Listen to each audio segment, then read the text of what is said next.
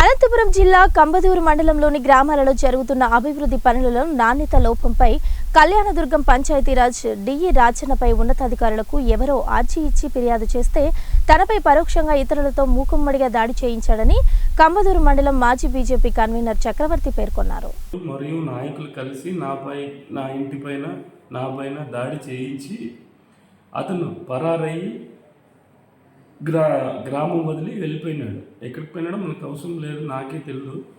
ఆయన అయితే ఈరోజు కంబదూరులో పర్యటించి గ్రామం అంతా అస్తవ్యస్తంగా తయారు చేసి ఆల్రెడీ అక్కడ జరిగినటువంటి అవినీతిని కప్పిపుచ్చుకునేదానికి ఈరోజు అతను టీడీపీ కార్యకర్తలందరినీ నా ఇంటిపైన దాడి చేయించినాడు, నాపైన దాడి చేయించినాడు.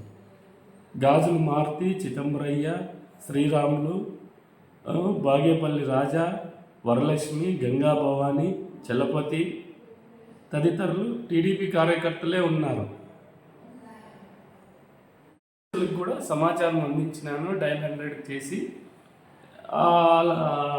అంతలోపలే నా ఇంటిపైన దాడి చేసి టీడీపీ కార్యకర్తలంతా నా మీద బజార్లోనే ఊరంతా ఊరేగించినారు, కాలినడకతో ఊరేగించి.